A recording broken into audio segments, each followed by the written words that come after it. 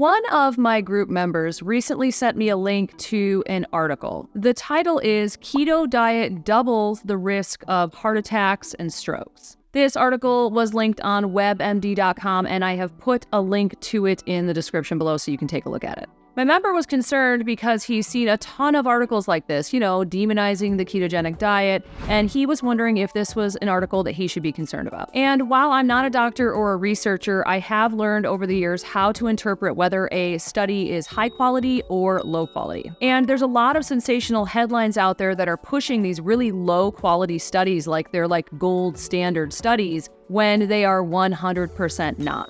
So let's take a look at the actual news article first. The title, like I said, is "Keto Diet Doubles the Risk of Heart Attack, Strokes," and then it says study. That title sounds very definitive, like it's just set in stone that keto diet causes these things, and also sounds very scary. So, as you go into the body of the article, you can see here that there is a link to this study that is being referred to as the source material for this article. And that's the first thing I look for when I'm reading any of these articles. I don't care what the article is saying. I want to look at the actual study itself. So once we click on that link here in the WebMD article, it brings us over to another article or a press release from the ACC, or the American College of Cardiology. The actual study that is being referred to in this press release and in the WebMD article is entitled "Low Carbohydrate, High Fat, Keto-like Diet Associated with Increased Risk of CVD."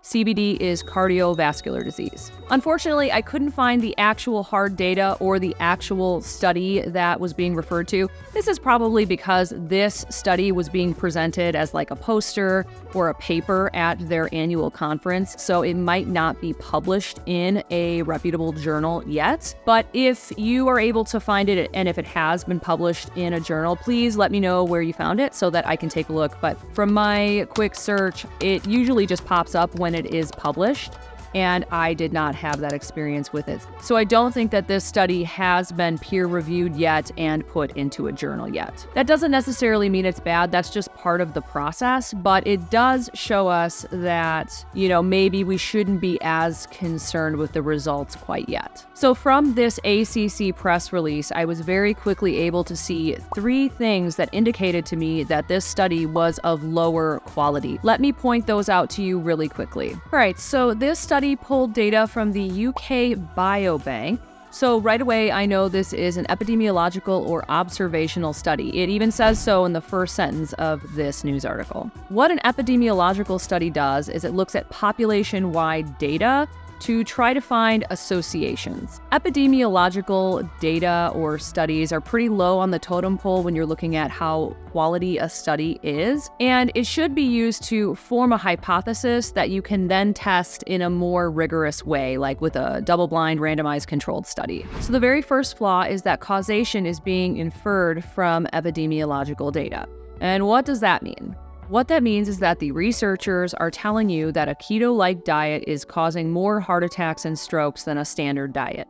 And you simply cannot infer that level of certainty with epidemiological data. That doesn't mean that this data is completely worthless. They did find an association, but what this data is meant to do is to help you form a hypothesis. So now they have a hypothesis. They can now test this theory, but that doesn't mean that they've confirmed this theory with the data they have thus far. The problem is that the general public doesn't understand the nuances of this, and that's okay. They're not supposed to. But this is a manipulation of the data, and that's where we run into all of these confusions.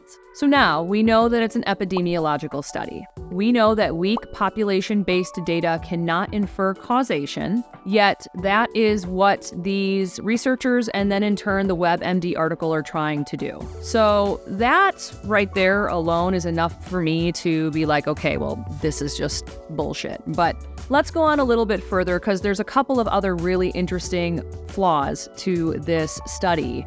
And I think it just kind of drives the point home that this is not something we should be too worried about. So next, let's talk about the actual data that the epidemiologists are using here. And it's a food survey. A food survey is usually a questionnaire that asks you what you've eaten over the past 24 hours. Food surveys are notoriously unreliable because so many people lie when they're doing surveys. Also, as you and I both know, your diet can be wildly different from day to day. The article puts it this way: a one-time self-reported 24-hour diet questionnaire met their definition of a low-carbohydrate, high-fat diet, or LCHF, if no more than 25% of daily calories came from carbohydrates and at least more than 45% of their daily calories came from fat.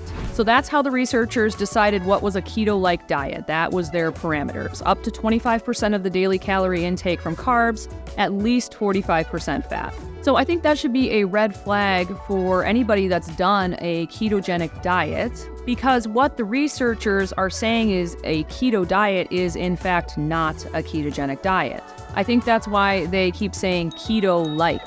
They want to use that buzzword, but in reality, most of the subjects they found that were supposedly eating a keto diet were not eating a keto diet at all. A keto diet is 20 grams of carbs a day or less. And if you're looking at a macro breakdown, that's going to be like 3, 5, maybe 7% of your daily calories are coming from carbs. That's a very low number of carbs. So if they're taking 25% carbs, 45% fat, and then the rest is protein, that is not a ketogenic diet. I was really curious about this because I was like, okay, what is the actual grams of carbs that these people are consuming? So I went into MyFitnessPal. Now granted, I know this is anecdotal, but I was just curious. I put in hypothetical 2,000 calorie days. I think it was between 1960 and 1992 as far as the amount of calories. And then I made sure they had at least 45% fat because we needed that to qualify as a high-fat diet. And then I went in for 25, 20, 15, 10, and 5% carbs, and let's see what we came up with here. At approximately 2,000 calories, 25% carb would be 120 grams. At 20%, it was 94 grams. 15% was 71 grams. 10% was still at 46 grams. Even at 5% carbs, the vast majority of my calories, this fake one that I built, coming from fat and protein, 5% carb, I was still at 24 grams of carbs per day.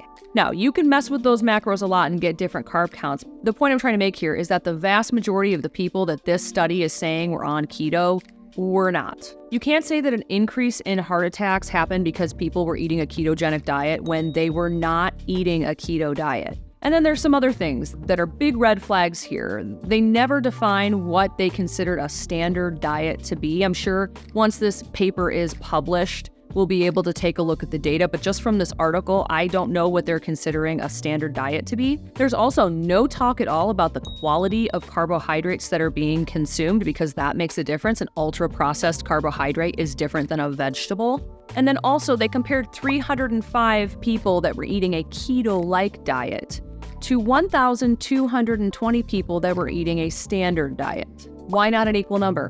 Why didn't they just take 305 of the people that were eating this so-called standard diet and compare them to the 305 eating the keto-like diet? Why the difference? That's going to throw off some of the percentages if you're not comparing the same number of people, or at least even a similar number of people, That's like 4 times the amount of people eating the standard diet than were eating the keto-like diet. So that was kind of a red flag for me as well. So that's the big second flaw, all of that food survey data. The researchers are saying that they're eating a keto-like diet. They're not, in fact, eating a keto diet. You can't have 100 grams of carbs a day and call that keto. That's not keto. That could be low carb, perhaps, but even then, 100 grams of carbs per day is a lot, in my humble opinion. So that was another nail in the coffin for this study. The final thing we're going to take a quick look at is the study's endpoints. The first endpoint of this study was serum cholesterol levels. The reason they were looking at serum cholesterol levels, specifically LDL cholesterol, is because they believe it to be a risk factor for heart disease. And while this is seen as common knowledge and that narrative has been pushed for over 60 years, there are a lot of disagreements about what is actually causing heart disease. Sure, you can find LDL cholesterol in these plaques, but you also can find blood clots. There has been bacteria and viruses found in these plaques, so there's a lot of different theories out there as to what is actually causing heart disease. There are some theories out there that talk about how LDL cholesterol is actually just doing its job. LDL cholesterol plays a part in our immune system, and it should be viewed more like a firefighter or a Band-Aid. rather than the thing that's causing the damage in the first place. Plaques aren't building up all willy-nilly. It's not just like, oh, one day, nothing wrong with my system, I'm just gonna start accumulating right here by the heart. There's damage occurring, and that damage is being repaired over and over and over again, and then you get this buildup of plaque. That just doesn't happen randomly. And if LDL cholesterol was in fact causal in heart disease, simply lowering LDL cholesterol levels would eliminate heart disease. Makes sense. That's why all these people are on statins. They're like, oh, lower your LDL cholesterol. Well, 75% of people that are having some kind of cardiovascular events, strokes, heart attacks, they have low or normal LDL cholesterol levels, or they're on a statin. So that's not what's happening. We're not lowering LDL cholesterol numbers and seeing a corresponding drop in heart disease. Heart disease is still one of the number one killers of people in the United States, and we have so many people on statins and so many people with low LDL, so what gives? Also, the absolute differences between the LDL cholesterol numbers and the ApoB numbers that they are listing in the study are really small. Let me just read this section to you. After an average of 11.8 years follow-up, researchers found that participants following their definition of low-carb, high-fat diet, when compared with those following a standard diet, had higher levels of LDL-C, 3.80 versus 3.64 millimoles per liter, and in U.S. standards of measurement, that would be 147 versus 141 milligrams per deciliter. That's the LDL cholesterol numbers here between the two groups, the keto group and the standard diet group. And then the ApoB numbers, we have 1.09 versus 1.04 grams per liter, and in U.S. numbers, that's just 109 versus 104. Those are not huge differences between those two numbers. It's not like the keto-like group had 200 LDL-C and the standard group had 100. It was 147 and 141. That's basically not a difference at all. Another point is that cholesterol numbers change quickly. I test my blood once a month, and I've seen a very interesting range in my LDL cholesterol numbers of about 70 points. Cholesterol numbers are going up and down every single day. There's lots of movement in them. These researchers also note that not everybody eating a keto-like diet sees their LDL cholesterol numbers go up. Some people see it stay steady. Some people it goes down, and they were like, oh, well, we don't really know why that happens. We need to study that more. The second endpoint was new cardiovascular events. The researchers said that after an 11.8-year period, the people that had been eating the keto-like diet, 9.8% of them had had some kind of new cardiovascular event, compared to 4.3% of the people that were eating the standard diet. So here's the problem with that whole thing. The people that were eating a keto-like diet were not eating keto. So you can't say that because they were eating keto, they're having more heart attacks because they're not eating keto.